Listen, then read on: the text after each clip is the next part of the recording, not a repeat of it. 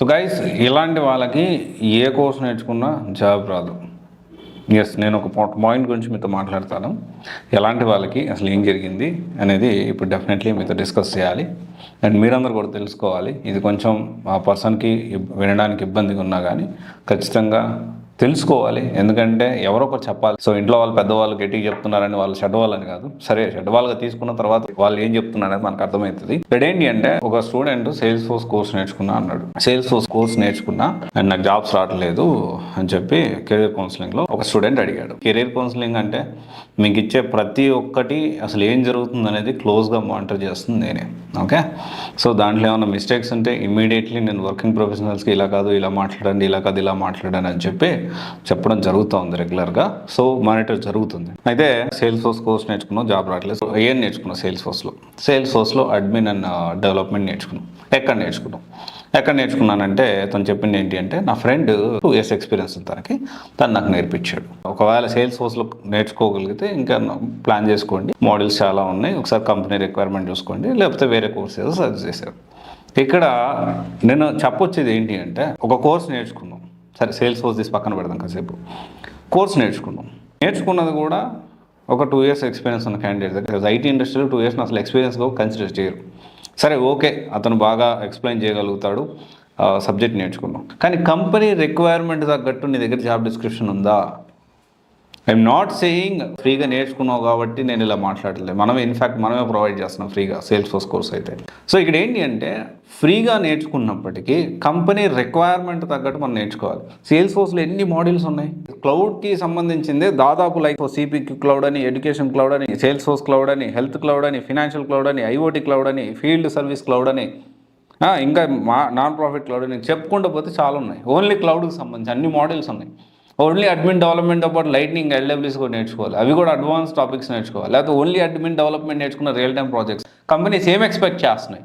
Not only ఈ course sales force గురించే కాదు, మీరు ఏ కోర్సు నేర్చుకున్నా కానీ ఫ్రీగా నేర్చుకునేటప్పుడు మీరు ఒకటి గుర్తుపెట్టుకోండి. అరే, ఫ్రీగా నేర్చుకుంటున్నారు, ఓకే, ఫ్రీగా నేర్చుకుంటున్నారంటే మీరు డబ్బులు ఒకటే పెట్టట్లేదు, మీ టైం దానికంటే ఇంపార్టెంట్, మీ టైం పెడుతున్నారు కదా ఇక్కడ.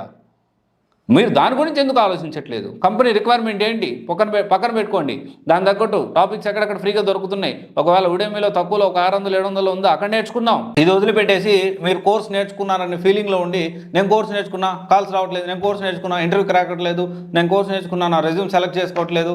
కంపెనీ రిక్వైర్మెంట్ తగ్గట్టు ఉంటే సెలెక్ట్ చేసుకుంటారు, లేకపోతే ఎందుకు చేసుకుంటారు? ఎందుకు సెలెక్ట్ చేసుకోవాలి మిమ్మల్ని? మీ దగ్గర కంపెనీ రిక్వైర్మెంట్ తగ్గట్టు నేర్చుకోరు, మీ ఏది చేయరు. జస్ట్ ఏంటంటే నేను కోర్స్ నేర్చుకున్నా.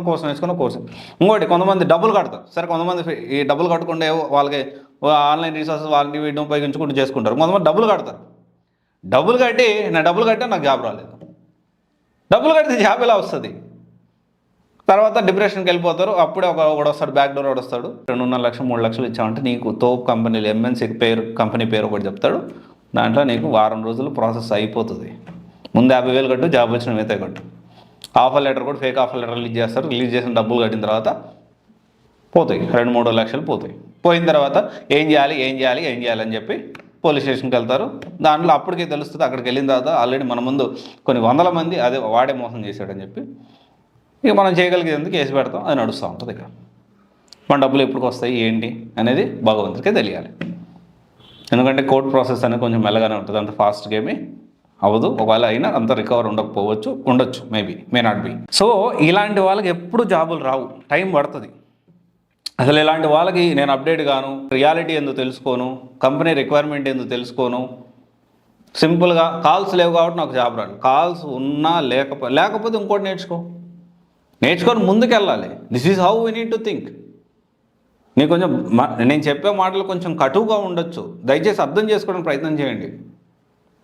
ఎంత త్వరగా వీలైతే అంత త్వరగా మీరు జాబ్ తెచ్చుకొని లైఫ్లో సెటిల్ కాండి. ఈ మాట నేను ఇంతకుముందు ఎప్పుడు మాట్లాడలేదు, కానీ ఈ మధ్య ఎందుకు మాట్లాడుతున్నానంటే, సెటిల్ అవ్వకపోతే, ఫ్యామిలీ ఇబ్బందుల్లో ఉంటే, ఆ టైంలో మీరు ఆదుకోలేకపోతే ఇక మీరు ఉన్న వేస్ట్. నిజంగా మీ ఫ్యామిలీకి నీడ్ ఉన్నప్పుడు నువ్వు నిలబడలేకపోతే ఇంకెందుకు చెప్పండి? ప్రయత్నం చేయండి. నువ్వు ప్రయత్నం చేసి నిలబడలేకపోతే that is whole different story. Time pass చేస్తూ అదిగో ఇప్పుడు అయిపోయింది, దసరా అయిపోయింది, దీపావళి అయిపోయింది, క్రిస్మస్ అయిపోతుంది, తర్వాత సంక్రాంతి వస్తుంది, సంక్రాంతి అయిపోతుంది, మళ్ళీ ఉగాది వస్తుంది. మనమేమో ఈ పండగ అయిపోతే నెక్స్ట్ పండగ తర్వాత నేర్చుకుందాం, ఆ తర్వాత పండుగ నేర్చుకుందాం, నాకు ఊర్లో పనులు ఉన్నాయి, ఇంట్లో పనులు ఉన్నాయి. గుర్తుపెట్టుకోండి, మీరు మీ కెరీర్ గురించి మీరే ఆలోచించుకోవాలి. No one is coming for you. ఎవరు నీ కోసం రాడు వచ్చి నువ్వు అది నేర్చుకో బాబు, నువ్వు సెటిల్గా, లేకపోతే నెల నెల నీకు డబ్బులు అకౌంట్లో పడవు.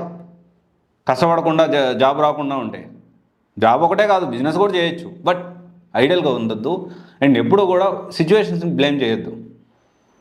ప్రతి ఒక్కరికి ఉండే సిచ్యువేషన్స్, ఎవరికి తగ్గ సిచ్యువేషన్స్ వాళ్ళకుంటాయి. ఓకే, మైండ్ సెట్ రెడీ చేసుకోండి. అంటే ఎంతవరకు, అంటే నేను కమెంట్ చేయట్లేదు, అతను 2 years ఎక్స్పీరియన్స్ అంటే అతను ఎంతవరకు నేర్పించి ఉండొచ్చు, నువ్వు ఆలోచించావా? అతను ఎంతవరకు అసలు నేర్చుకొని ఉండొచ్చు, 2 yearsలో అసలు ఏం చేసి ఉండొచ్చు, ఆలోచించావా? అరే ఆన్లైన్లో ఫ్రీ రిసోర్సెస్ ఉన్నాయి కదా, నేర్చుకో, మనం కూడా ప్రొవైడ్ చేస్తున్నాం, నేర్చుకోండి. ఎనీవే ఆలోచించండి, నేను చెప్పేది కొంచెం కటుగా ఉన్నా. Thank you. This is Raj signing off.